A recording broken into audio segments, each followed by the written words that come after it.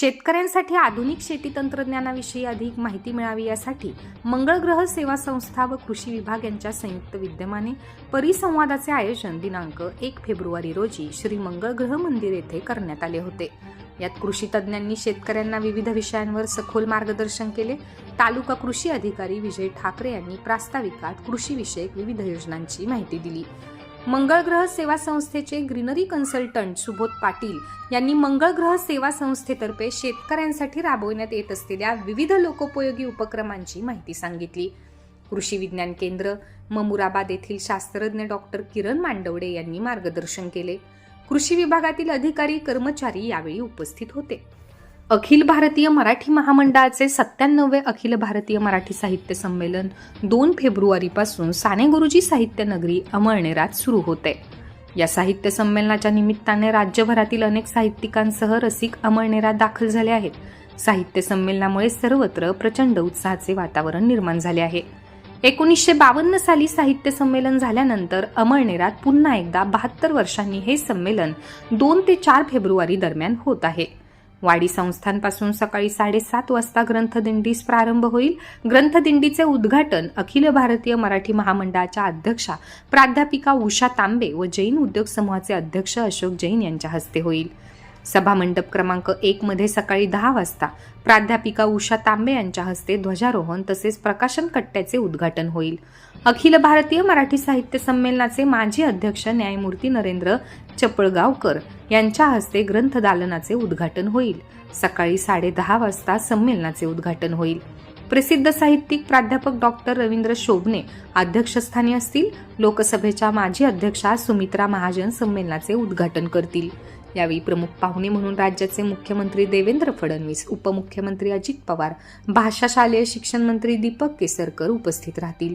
3 दिवस होणाऱ्या या अखिल भारतीय मराठी साहित्य संमेलनास उपस्थित राहण्याचे आवाहन अखिल भारतीय मराठी साहित्य संमेलनाअंतर्गत मराठी वाङ्मय मंडळाचे अध्यक्ष डॉक्टर अविनाश जोशी आणि संचालक मंडळाने केले आहे।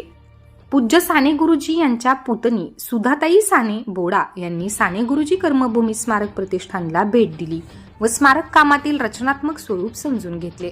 यावेळी दर्शना पवार यांच्यासह किशोर महाजनसह उपस्थित होते। आधार बहुउद्देशीय संस्था आणि माजी जिल्हा परिषद सदस्य जयश्रीताई पाटील यांच्या संयुक्त विद्यमाने गांधलीपुरा भागातील लैंगिक कामगार महिलांसाठी हळदी कुंकू कार्यक्रम घेण्यात आला। जयश्रीताई पाटील यांनी महिलांसोबत हितगुज साधले। प्रस्तावना डॉक्टर भारती पाटील यांनी केली। यावेळी रेणू प्रसाद या उपस्थित होत्या। महाराष्ट्र शासनाने मराठा आरक्षणासंदर्भात जो GR काढला आहे त्या GR विरोधात हरकत नोंदवण्यासाठी शहरातील ओबीसी संघटनांच्या प्रतिनिधींनी तहसीलदार यांची भेट घेऊन निवेदन दिले।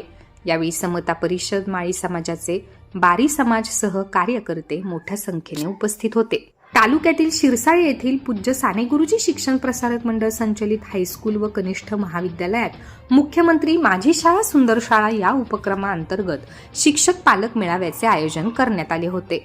Doctor S.O. माळी, प्राध्यापक जयदीप पाटील, संजय रामचंद्र शिरोडे, संतोष धनजी चौधरी यासह पालक विद्यार्थी उपस्थित होते। अमळनेर येथील अखिल भारतीय मराठी साहित्य संमेलनाच्या मंडपात येणाऱ्या राजकीय पुढाऱ्यांसमोर गर्दी जमवण्याच्या उद्देशाने प्रशासनातर्फे निवडणुकीचे काम आहे असे आदेश देऊन BLO, महसूल, नगरपालिका कर्मचारी, खासगी शाळा कर्मचारी यांना सक्तीने संमेलनस्थळी उपस्थित ठेवून गर्दी जमविण्याचा घाट घातला जात असल्याचा आरोप विद्रोही मराठी साहित्य संमेलन कार्याध्यक्ष मुकुंद सपकाळे यांनी केला आहे।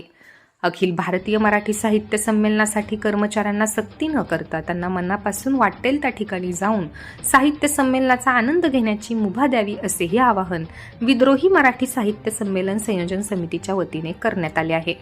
अखिल भारतीय मराठी साहित्य संमेलनासाठी गर्दी जमवण्याच्या उद्देशाने विविध शाळेतील शिक्षकांना गाड्या पाठवून विद्यार्थी आणण्याची सक्ती करणे, नगर परिषद सह स्थानिक स्वराज्य संस्थांच्या कर्मचारी, महसूल व विविध सहकारी कर्मचाऱ्यांना उपस्थितीचे आदेश देऊन तंबी देणे या माध्यमातून अखिल भारतीय मराठी साहित्य संमेलनाला गर्दी जमवण्याचा प्रयत्न केला जातोय।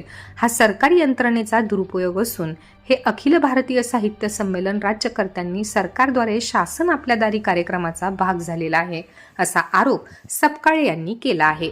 जिल्हा पोलीस दलात कार्यरत पोलीस कर्मचाऱ्यांना सेवा ज्येष्ठतेनुसार आणि अनुसूचित जाती, अनुसूचित जमाती, इतर मागासवर्गीय, खुला आदी प्रवर्ग निहाय आरक्षण विचारात घेऊन पदोन्नतीचे आदेश जिल्हा पोलीस अधीक्षक एस राजकुमार यांनी दिले. मारवडच्या आदर्श पोलीस ठाण्यातील 4 पोलीस हवालदारांपैकी फिरोज जैनुद्दीन बागवान व अमळनेर उपविभागीय पोलीस अधिकारी कार्यालयातील मेघराज शामराव महाजन या दोघांना सहाय्यक फौजदारपदी पदोन्नतीने बढती मिळाली.